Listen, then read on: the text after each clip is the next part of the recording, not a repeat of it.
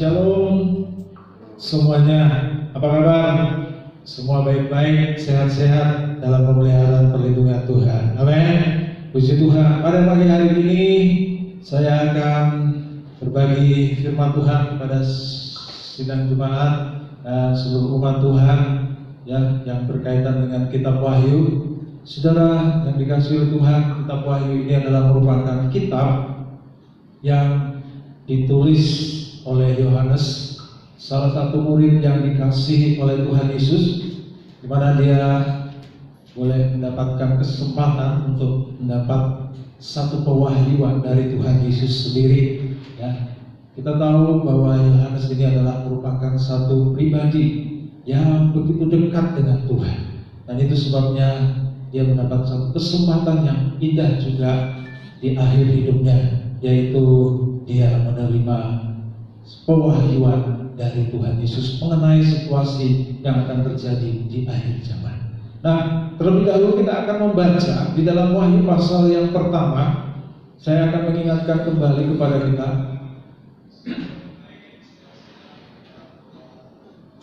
Wahyu pasal yang pertama, ayat yang pertama sampai yang ketiga. Kita akan lihat terlebih dahulu ayat ini sebagai awal penjelasan saya mengenai kitab Wahyu. Dikatakan demikian, inilah wahyu Yesus Kristus yang dikaruniakan Tuhan kepadanya, supaya ditunjukkannya kepada hamba-hambanya apa yang harus segera terjadi. Dan oleh malaikatnya yang diutusnya, ia telah menyatakannya kepada hambanya Yohanes. Yohanes telah bersaksi tentang firman Tuhan dan tentang kesaksian yang diberikan oleh Yesus Kristus, yaitu segala sesuatu yang telah dilihatnya. Ayat yang ketiga dikatakan, berbahagialah ia yang membacakan dan mereka yang mendengarkan kata-kata nubuat ini, dan yang menuruti apa yang tertulis di dalamnya, sebab waktunya sudah dekat. Puji nama Tuhan. Jadi ini adalah merupakan satu bagian kasih karunia Tuhan kepada Yohanes di akhir kehidupannya. Kita tahu bahwa Yohanes ini salah satunya dari 12 murid yang tidak mati syahid, tapi dia mati secara normal. Sekalipun dia sempat digoreng hidup-hidup, namun Tuhan tidak izinkan dia mati di sana, tetapi dia bisa hidup dan kemudian dibuang ke Patmos, dan di Patmos lah dia menerima pewahyuan dari Tuhan Yesus mengenai tentang kondisi akhir zaman.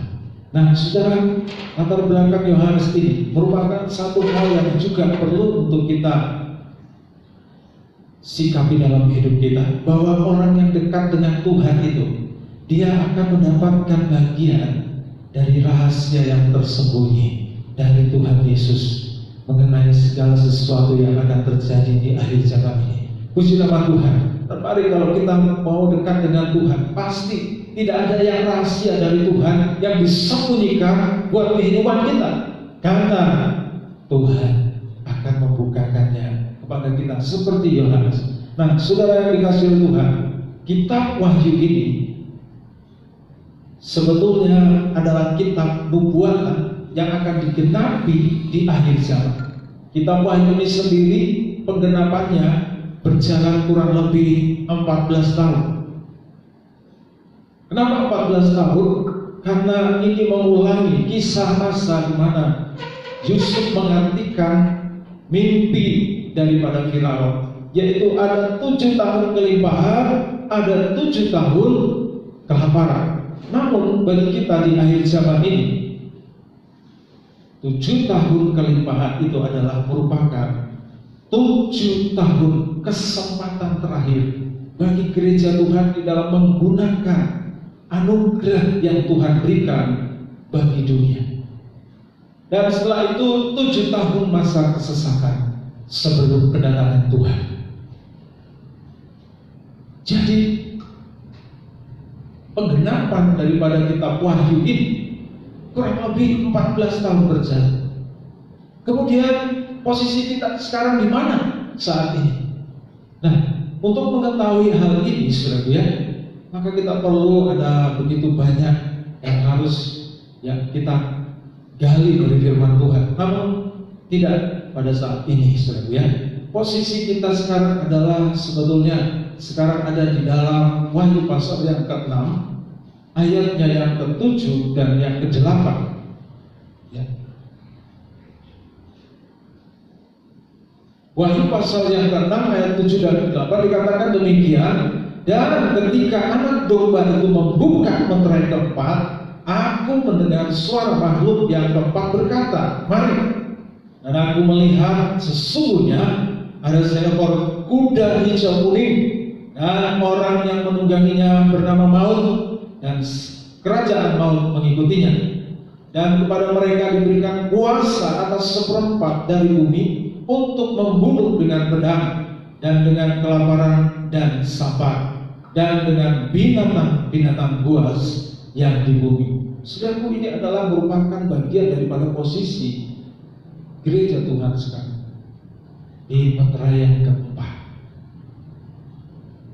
Namun saya mau katakan kepada kita, ada meterai kelima, ada meterai keenam. Di pasal 7 itu baru gereja Tuhan dimeteraikan dari bangsa Israel dan dari bangsa di luar bangsa Israel. Saudara yang dikasihi oleh Tuhan, berarti kalau kita melihat posisi ini sudah sangat dekat dengan waktu di mana anugerah Tuhan itu berakhir atas muka bumi.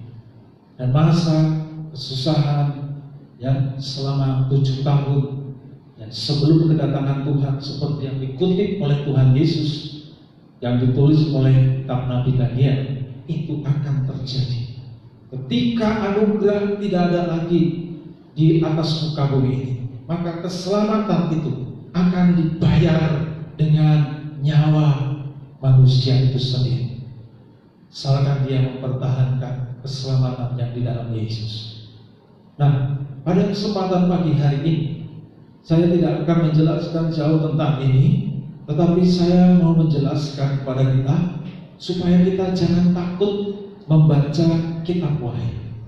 Kenapa? Karena sekalipun yang ditulis di dalam kitab Wahyu ini tidak enak kedengarannya,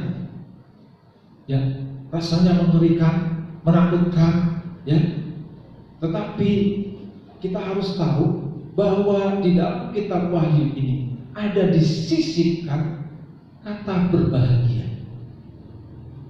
Dan ini yang mau saya bagikan kepada kita semua.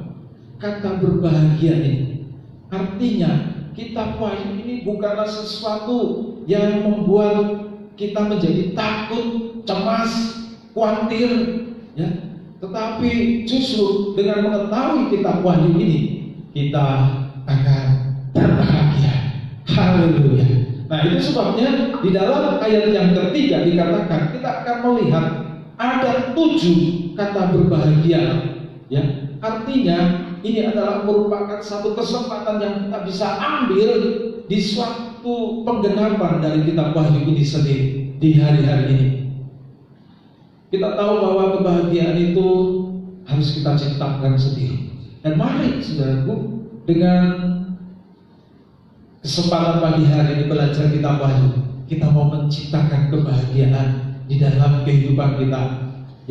Ayat yang ketiga dari Wahyu pasal yang pertama, sekali lagi kita akan baca Wahyu pasal pertama ayat yang ketiga dikatakan demikian, berbahagialah ia yang membacakan dan mereka yang mendengarkan kata-kata nubuat ini dan yang menuruti apa yang tertulis di dalamnya, sebab waktunya sudah dekat. Kata bahagia yang pertama ini dikatakan terjadi atas kehidupan gereja Tuhan yang mau membacakan dan mereka yang mau mendengarkan. Jadi ini jelas merupakan satu berita bagus di suasana yang terjadi hari-hari ini. Haleluya. ada begitu banyak orang merasa tidak nyaman ya di dalam kondisi seperti ini. Tetapi kitab Wahyu mengatakan ya, kalau kita mau membaca dan mendengarkan kata-kata nubuat dari kitab Wahyu ini ya, serta dikatakan menuruti apa yang tertulis di dalamnya, maka dia akan memiliki yang namanya kebahagiaan. Ini kebahagiaan yang pertama perlu kita ketahui di dalam kehidupan kita. Nah, selanjutnya saudara, kita akan melihat kebahagiaan yang kedua ya. Jadi yang pertama, suka membaca dan mendengarkan kata-kata nubuat dari kitab Wahyu, serta sesudah membaca ya, mendengarkan, maka ayo lakukan, hidupi ya, sesuaikan dengan kondisi kehidupan iman kita menurut kitab Wahyu. Yang kedua, kebahagiaan yang kedua itu ditulis di dalam Wahyu pasal yang ke-14 ayatnya yang ke-13. Wahyu pasal 14 ayat yang ke-13. Apa dikatakan di sana? Dan aku mendengar suara dari surga berkata, tuliskan, berbahagialah orang-orang yang mati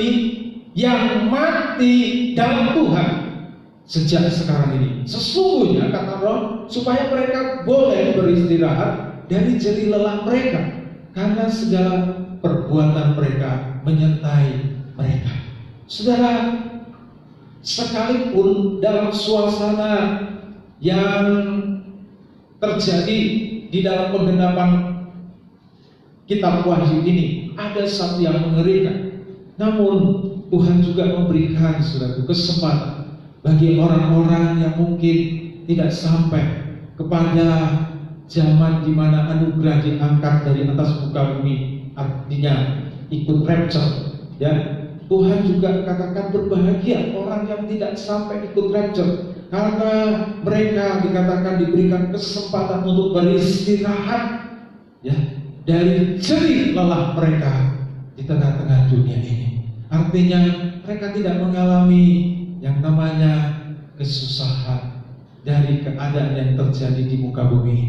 Dan ini adalah merupakan satu kelonggaran dari Tuhan untuk kehidupan gereja. Jadi gereja Tuhan kalau mungkin dipanggil Tuhan sebelum ya kedatangan Tuhan ya dinyatakan, maka itu juga merupakan satu kebahagiaan. Asalkan kita tetap kuat iman di dalam Yesus. Sebab dikatakan di sini orang yang mati di dalam Tuhan, orang yang di luar Tuhan, dia tidak akan berbahagia. Tetapi di dalam Tuhan dikatakan dia akan berbahagia. Puji nama Tuhan. Ini kebahagiaan yang kedua. Jadi satu berita penghiburan buat gereja Tuhan. Yang ketiga, saudara, kita akan lihat bersama-sama di dalam Wahyu pasal yang ke-16 ayat yang ke-15. Wahyu pasal 16 ayat yang ke-15 dikatakan demikian, lihatlah aku datang seperti pencuri, berbahagialah dia yang berjaga-jaga dan yang memperhatikan pakaiannya, supaya dia jangan berjalan dengan telanjang dan jangan kelihatan kemaluannya. Ini merupakan satu teguran bagi gereja Tuhan yang menanti kedatangan Tuhan, yaitu supaya dia tetap menjaga pakaiannya. Pakaian ini adalah merupakan satu alat untuk menutupi ya ketelanjangan, supaya manusia tidak merasa malu. Sebab kalau tidak berpakaian maka telanjang, maka dia akan merasa malu. Nah, Tuhan mengatakan Tuhan akan datang seperti pencuri, dan berbahagialah dia yang berjaga-jaga dan memperhatikan pakaian. Pakaian ini berbicara soal pelayanan. Pelayanan sebagai suami ada di dalam rumah tangga. istri dan anak-anaknya. Pelayanan istri terhadap suami dan anak-anaknya. Pelayanan anak-anak kepada orang tua. Saudaraku, pelayanan kita bersama-sama. Tuhan mau kita boleh melayani Tuhan di dalam setiap kehidupan kita, baik anak-anak, suami dan istri. Puji nama Tuhan. Jangan sampai kita merasa aman kalau kita tidak punya pelayanan. Tuhan sudah kasih kepada kita bakat, talenta, karunia-karunia, dan itu kita mau kembangkan untuk kita pakai sebagai satu alat untuk melayani pekerjaan Tuhan. Mulai sekarang, ambil bagian dalam pelayanan pekerjaan Tuhan. Jangan jadi gereja pengangguran. Gereja pengangguran sama tidak punya pakaian, alias kelihatan ketelanjangannya.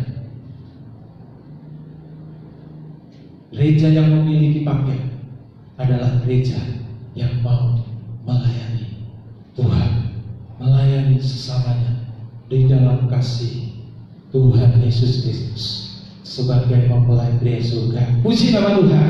Ini kebahagiaan yang perlu kita perhatikan dalam kehidupan kita. Yang ketiga, yang keempat, kita akan lihat ada kebahagiaan yang akan terjadi dalam kehidupan kita di dalam penyataan kitab Wahyu. Wahyu pasal 19 ayatnya yang ke-9. Apa dikatakan di sana? Wahyu pasal 19 ayat yang ke-9 dikatakan, lalu ia berkata kepadaku, tuliskanlah, berbahagialah mereka yang diundang ke perjamuan kawin anak domba. Katanya lagi kepadaku, perkataan ini adalah benar, perkataan dari Tuhan. Nah, saudaraku, kebahagiaan yang keempat adalah ketika gereja Tuhan mendapat undangan untuk masuk ke pesta kawin anak domba. Undangan ini tentunya adalah kepada orang yang dikenal. Orang yang tidak dikenal tidak akan mungkin dapat undangan. Tetapi orang yang dikenal Tuhan, pasti dia akan mendapat undangan dari Tuhan untuk pesta kawin anak domba ini, perjamuan kawin anak domba ini. Nah, saudaraku, inti daripada kebahagiaan yang keempat ini adalah supaya kita dikenal oleh Tuhan. Bagaimana sih caranya untuk kita bisa dikenal oleh Tuhan? Ya, tentunya kita sering dekat-dekat sama Tuhan, sering kontak dengan Tuhan. Ya, kontak kita dengan Tuhan itu melalui baca firman, berdoa, ya, berseru, memuji, memuliakan nama Tuhan. Itu bukti bahwa kita sedang akrab dengan Tuhan. Di dalam doa penyembahan bersama pribadi, saudaraku, di sana kita akan mengalami yang namanya hubungan dengan Tuhan. Kita kenal bahwa Henokh itu adalah satu kehidupan yang dekat bergaul dengan Tuhan. Apa yang terjadi kepada Henokh? Dia tidak mati, dia diangkat hidup-hidup, ya, dan dia sangat luar biasa, saudaraku, ya. Tidak punya kubur di dunia. Nah, gereja Tuhan juga mendapatkan kesempatan di akhir zaman ini. Kalau akrab dengan Tuhan, selain mendapat undangan dari Tuhan untuk masuk perjamuan kawin anak domba, tidak punya kubur di dunia karena diangkat hidup-hidup. Haleluya. Ini adalah merupakan berita yang luar biasa bagi gereja Tuhan di akhir zaman ini. Itu sebabnya mari belajar bergaul akrab dengan Tuhan. Jangan bergaul akrab dengan yang lain alias benda mati. HP itu bisa mengganggu hubungan kita dengan Tuhan. Ya, itu sebabnya HP harus dijauhkan dari kita hari-hari ini. Gunakan itu sebagai alat komunikasi sebagaimana mestinya, dan tetaplah memiliki hati yang bergaul akrab dengan Tuhan. Haleluya. Kebahagiaan yang kelima, mari kita akan bersama-sama lihat di dalam Wahyu pasal yang ke-20 ayat yang ke-6. Wahyu pasal 20 ayat yang ke-6. Apa dikatakan firman Tuhan di sana? Dan berbahagialah dan kuduslah dia yang mendapat bagian dalam kebangkitan pertama. Kematian yang kedua tidak berkuasa lagi atas mereka, tetapi mereka akan menjadi imam-imam Tuhan dan Kristus, dan mereka akan memerintah sebagai raja bersama-sama dengan dia 1000 tahun lamanya. Sekali lagi saya mau katakan, berbahagialah dan kuduslah ia yang mendapat bagian dalam kebangkitan pertama itu. Maksudnya ini adalah ditujukan kepada orang-orang yang mati mendahului gereja Tuhan yang ikut rapture, atau yang mati sebelum kedatangan Tuhan. Nah, saudaraku, dikatakan di sini orang yang mati di dalam Tuhan, dikatakan nanti mereka akan bangkit seperti yang dikatakan oleh Rasul Paulus. Justru ketika kedatangan Tuhan, mereka justru akan lebih dahulu bangkit, ya, kemudian nyusul orang yang masih hidup, ya, untuk nanti saudaraku bersama-sama memerintah, ya, di dalam kerajaan 1000 tahun damai. Setelah Tuhan Yesus datang kali kedua, maka dibuka kesempatan untuk kerajaan 1000 tahun damai. Jadi baik yang hidup sampai Tuhan Yesus datang, maupun juga yang mati di dalam Tuhan akan bersama-sama menikmati suasana kerajaan 1000 tahun damai. Sekali lagi, tetaplah jaga iman di dalam Tuhan. Jangan goyah dengan keadaan apapun yang ada terjadi di sekitar kita maupun juga di dunia ini. Tuhan akan memelihara hidup kita kalau kita tetap percaya kepada Dia, sebab kasih-Nya sempurna untuk kehidupan kita. Sekali lagi, bagi kehidupan yang mati di dalam Tuhan sebelum kedatangan Tuhan, diberikan kesempatan untuk berbahagia, karena mereka akan masuk dalam kebangkitan yang pertama, yaitu untuk memerintah di zaman 1000 tahun damai. Berarti ada kebangkitan kedua dong? Iya. Bangkitan kedua itu adalah untuk nanti orang-orang yang akan masuk pengadilan Tuhan.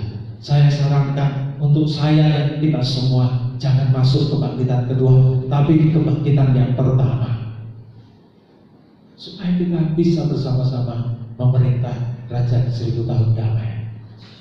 Puji nama Tuhan. Namun saya percaya kita semua yang mendengarkan kitab Wahyu pada saat ini, kita tidak akan mati sampai Tuhan Yesus datang kali kedua, sebab Tuhan menjamin kehidupan kita. Seperti Tuhan katakan, aku akan menyertai engkau sampai kepada kesudahan zaman. Amin. Haleluya. Sekarang kita akan lihat kebahagiaan yang kelima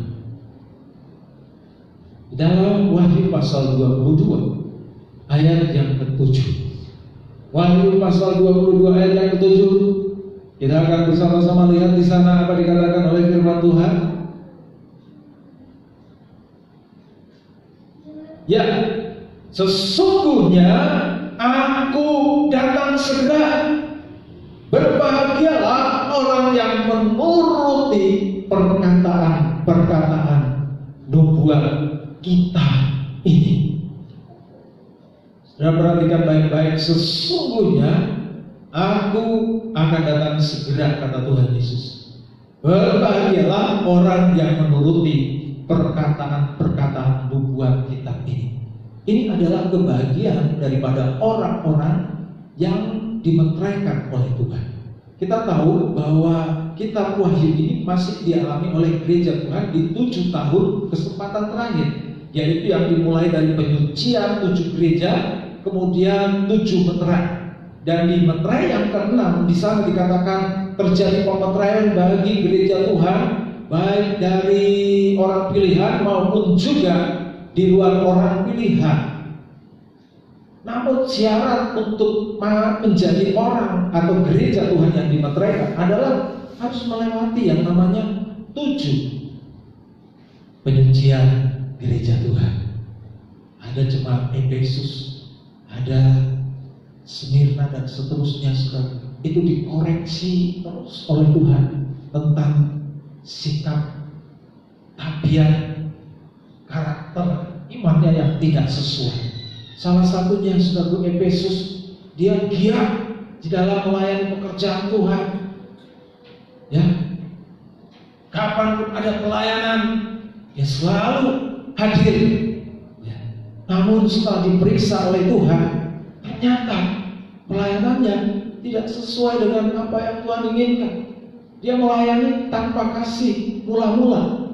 Artinya semangat melayaninya itu bukan semangat yang pertama untuk Tuhan, tapi setelah yang pertama.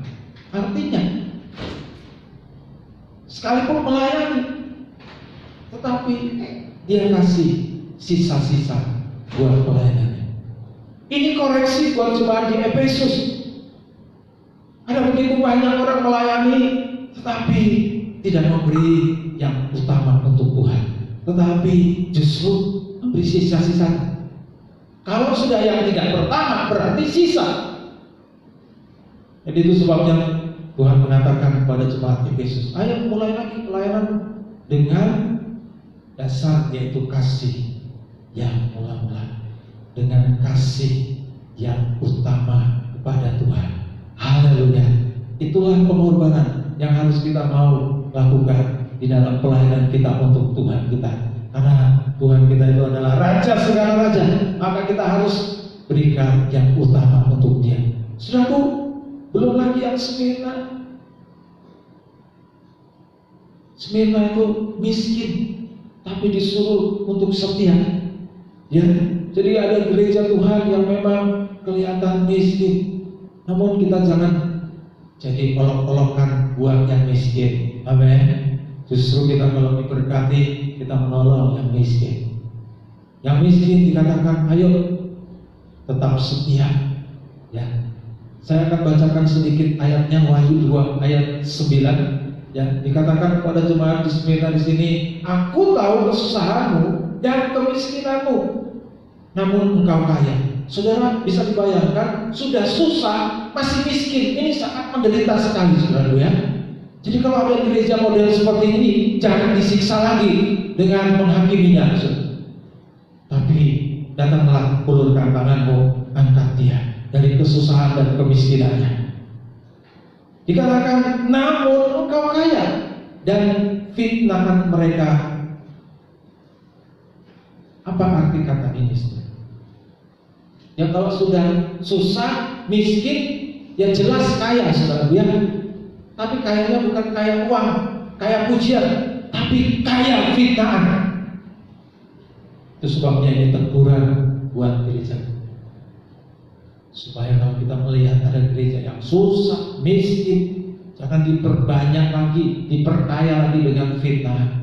Dan kamu kurang berdoa lah, dan segala macam. Saudaraku, tapi ulurkan tanganmu, angkatlah kesusahannya dan kemiskinannya, sehingga dia boleh merasakan kelegaan. Ya, oleh karena ada pertolongan Tuhan melalui kehidupan saudara-saudara semua. Puji nama Tuhan. Ada begitu banyak lagi koreksi pada Pergamos, Tiatira, sampai pada Laodikia. Jemaat yang kaya, super power, saudara ya, mau apapun bisa. Tapi Tuhan mengatakan, justru aku melihat kamu miskin. Ketujuh koreksi ini harus kita taruh di dalam kehidupan kita. Kalau kita mau ikut dimeteraikan oleh Tuhan. Jika kita mau disucikan seperti 7 jemaat di Asia ini, yang sebagai satu simbol untuk penyucian gereja Tuhan di akhir zaman, maka sudah pasti, saudaraku, melewati meterai pertama, 2, 3, 4, 5 sampai yang ke-6, kita akan lolos. Yang namanya meterai itu berarti tanda kepemilikan. Jika kita dimeterai, kita menjadi milik Tuhan, ya, dan tidak ada seorang pun yang boleh mengganggu-ganggu kehidupan kita. Ya, hukuman sangkakala, hukuman bokor tidak akan bisa mengganggu kita. Hukuman sangkakala, hukuman bokor itu berjalan 7 tahun di masa kesesakan sebelum kedatangan Tuhan.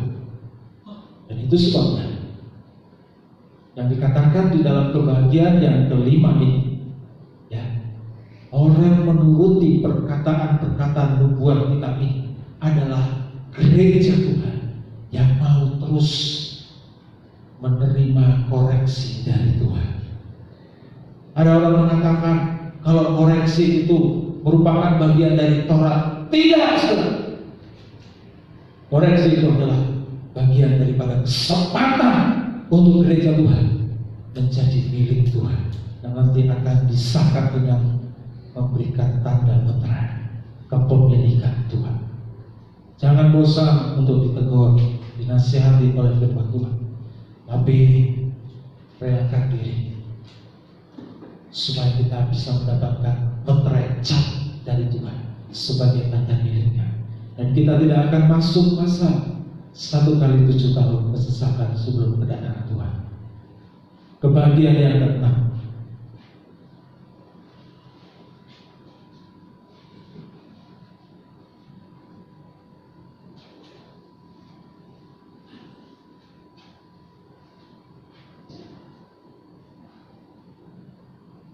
sudah kebahagiaan yang berapa ya? Saya lupa. 1, 2, 3, 4, 5, 6. Oh, sudah ke-6. Sekarang yang terakhir selalu ya, yaitu kebahagiaan yang ke-7. Puji Tuhan.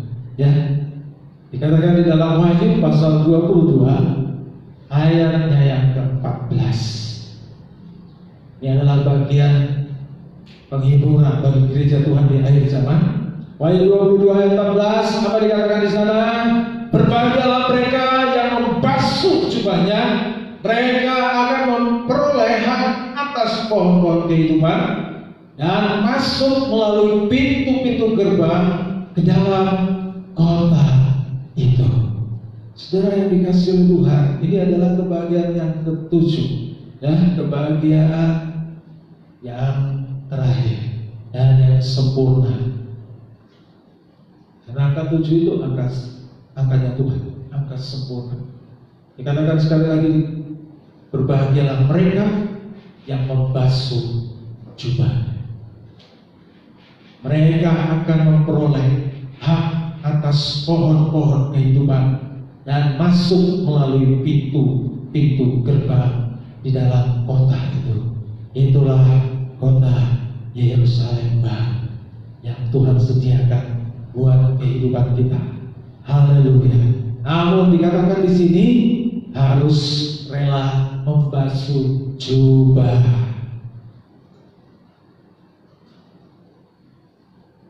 Jubah ini nggak boleh lalai untuk dibasuh, saudara. Mungkin kita mengatakan bagaimana cara membasuh jubah. Setelah kita mengerti akan firman Tuhan yang mengoreksi kehidupan kita, kita harus tindak lanjuti dengan satu pengakuan bahwa kita telah salah. Dengan mengakui kekurangan kita, maka keadilan Tuhan akan turun atas kita, dan dikatakan Dia akan memercikkan darah dan membersihkan kita dari segala dosa. Tanpa ada pengakuan, percikan darah tidak akan terjadi. Tapi dengan adanya pengakuan, maka percikan darah dari Imam Besar Agung itu akan terjadi atas hidup kita, dan kita dibersihkan dari segala dosa dan kesalahan. Ini cara untuk membasuh jubah. Ya, di dalam suratan 1 Yohanes pasal pertama ayatnya ke-8 sampai yang ke-10, apa dikatakan di dalam firman Tuhan? Jika kita berkata bahwa kita tidak berdosa, sementara teguran sudah ada, kita malah mengatakan Oh, tidak apa-apa. Tuhan kan penuh dengan pengampunan. Iya. Namun pengampunan akan terjadi ketika kita ada pengakuan. Lanjut, maka kita menipu diri kita sendiri dan kebenaran tidak ada di dalam kita. Jika kita mengaku dosa kita, maka Ia adalah setia dan adil, sehingga Ia mengampuni segala dosa kita dan menyucikan kita dari segala kejahatan. Yang bisa menyucikan pelanggaran kita adalah darah Yesus. Dan darah Yesus itu akan bergerak ketika kita ada pengakuan dan menyesali akan perbuatan kita yang salah, sehingga kita akan bersih dari kesalahan kita. Ayat 10, jika kita berkata bahwa kita tidak ada berbuat dosa, maka kita membuat Dia menjadi pendusta, dan firman-Nya tidak ada di dalam kita. Saudaraku, Tuhan kasih darah Yesus untuk menolong kita yang penuh dengan pelanggaran ini. Jangankan kita nunggu 1 jam, hanya berjalan beberapa detik saja, kita bisa berbuat kesalahan di dalam pikiran kita.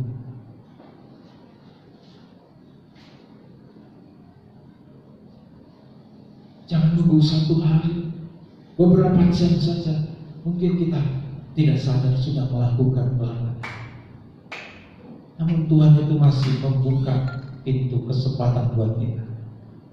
Jika ada Roh Kudus yang menegur, ada firman Tuhan, jangan keraskan hati kita. Jika kita membiasakan dosa itu terus berjalan dalam hidup kita, dosa menjadi kebiasaan. Kita tidak merasa lagi bahwa perbuatan dosa itu adalah dosa.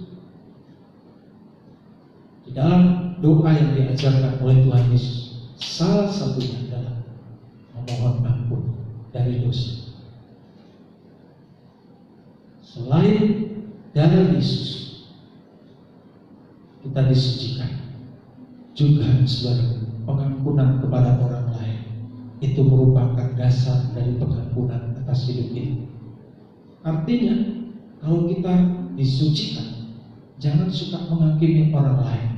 Ketika kita disucikan, kita menghakimi orang lain sama dengan menganggap bahwa orang yang lain itu berdosa dan kita tidak berdosa. Nah, Tuhan tidak mau terjadi di dalam kehidupan kita. Itu sebabnya di dalam doa yang diajarkan Tuhan, ampunilah dosa kesalahan kami seperti kami juga mengampuni dosa orang lain.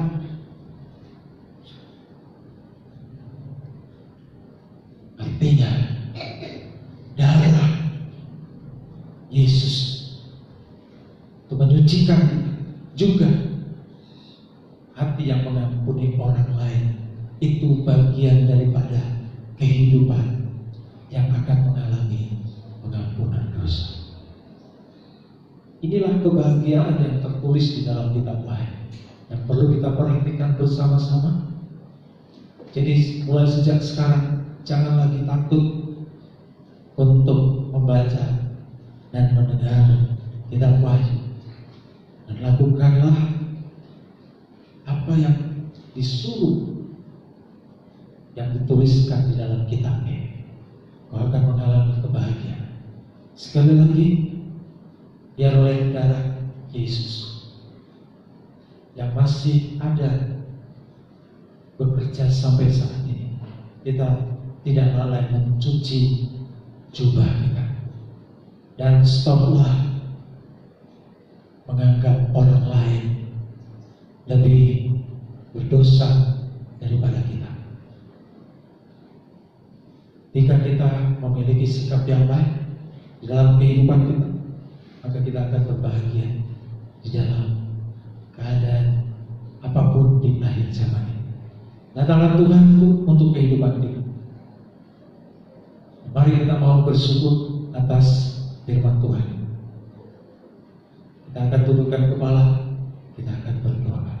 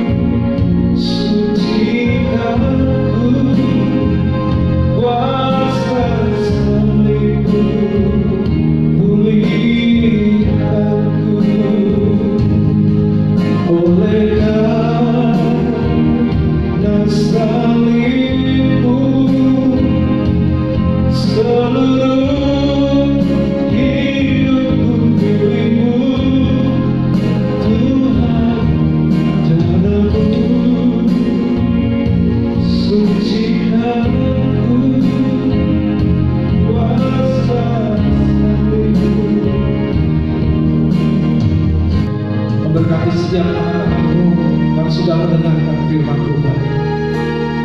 Biarlah Roh Kudus-Mu akan mengerjakan setiap kami, sehingga kami boleh memiliki iman yang terus bertumbuh di dalam Engkau, menjadi manusia yang dipersiapkan bagi rencana Tuhan yang besar di akhir zaman.